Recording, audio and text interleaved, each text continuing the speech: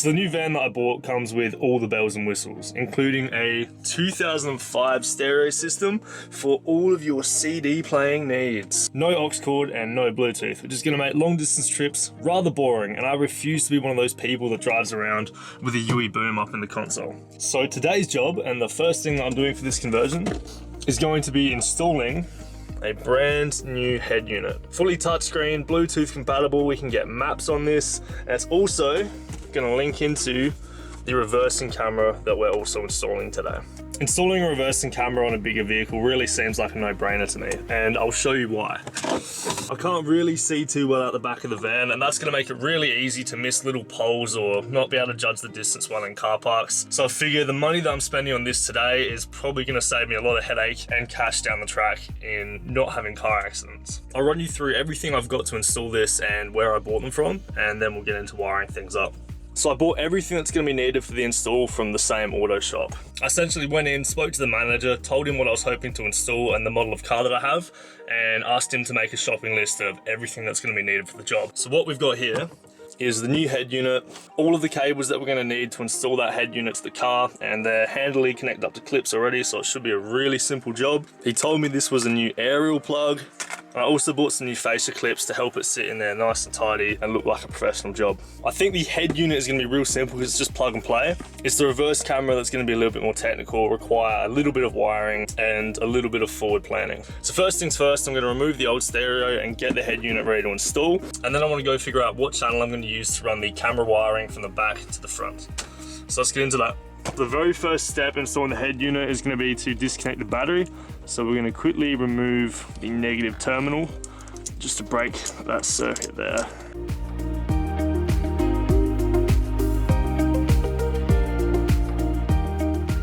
The process of installing the new head unit is pretty simple. As long as you've gone out and bought the right connectors, it's as simple as unplugging the radio and connecting the old cords up to your new head unit. Step one is the first set of cables. All you have to do is make sure you connect the right ones up, and that's going to be as simple as making sure the pins match in this case. Now we connect up the other side. So with the radio disconnected, we can get this out of the way. Then move on to step two, which connects up to the head unit. We just match these colors up on the new cords. That's one. Connects the final cord into the head unit, and just like that, the head unit is set up. The only other thing to connect is the new jack for the antenna, but for now we're going to leave it at this point so I can wire in the camera before we install the head unit. I'll run you through the setup for the camera now, but something to take notice of.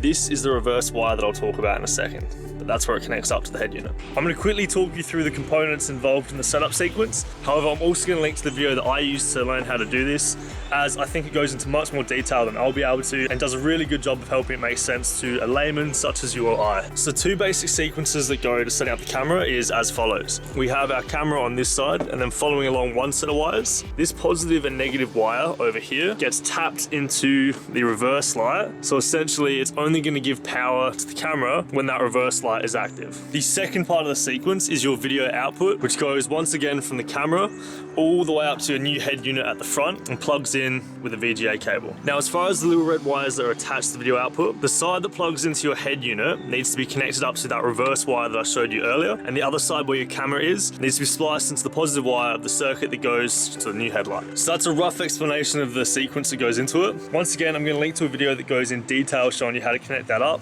but for now, that's a basic understanding, and I'm going to get this set up right now. So the way that we're going to be splicing to our positive and negative wires on the reverse light, as outlined in the video, is going to be using some T-tab clips. So it should be as simple as just clipping them on. Now, most vehicles, the way you find your reverse light is to chuck your car in reverse, turn the lights on, and then whatever light bulb's lit up should have a positive negative wire coming out of that bulb. Now, unfortunately, all my wires link up here, so I don't actually know which wire is for that light. So I've had to go out and buy a little probe tool. It's earthed to my tailpipe, and then with that light on, I go through and touch the top of the probe of all of the different lights. And then when I touch the only probe that's live right now, that light's gonna come on. So this lets me know that my positive wire for that reverse light is this one on the far left, and this is the wire I have to attach my T-clip to. So here I now have my T-tabs on both the positive and negative wire, which makes that circuit complete. So now we just have to run the video output to the front of the car.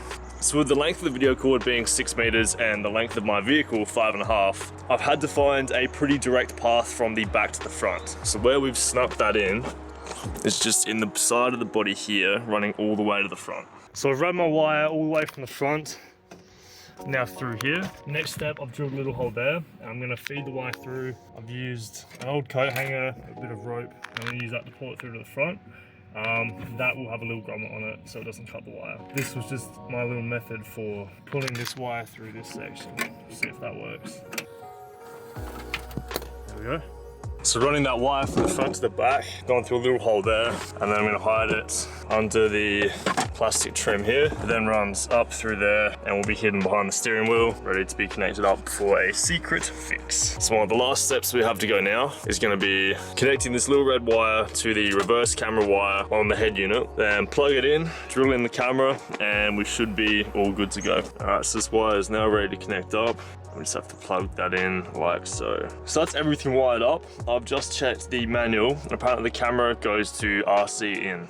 So if we plug that in the back, now when I turn the car battery on, should hopefully be getting a view of the back of the car. So with the car running the gear stick in reverse, I had to actually go into the settings on the head unit and turn camera on, but that is the current view of the back.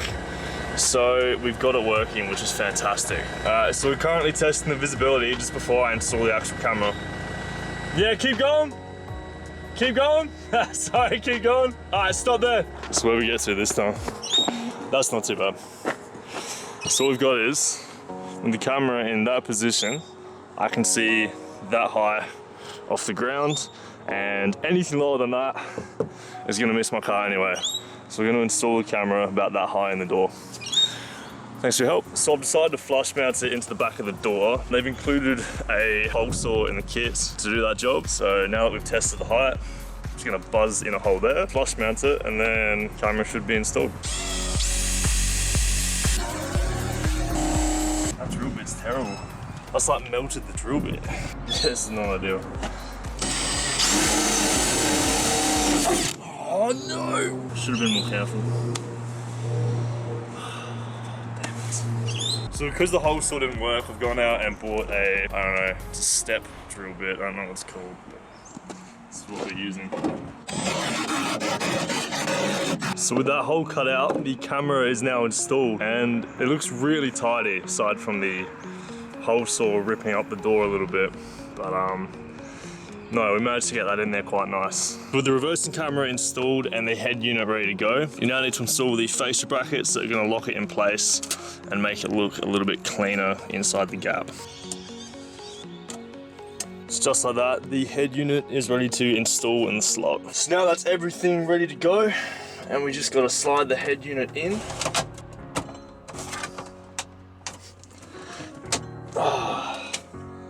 Just like that. Now have a reversing camera, head unit, and Bluetooth in my van.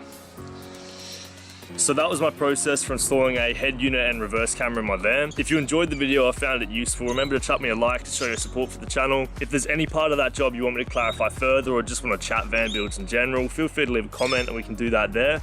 Subscribe to follow along the rest of the van build, and I'll see you all in the next video. Thanks.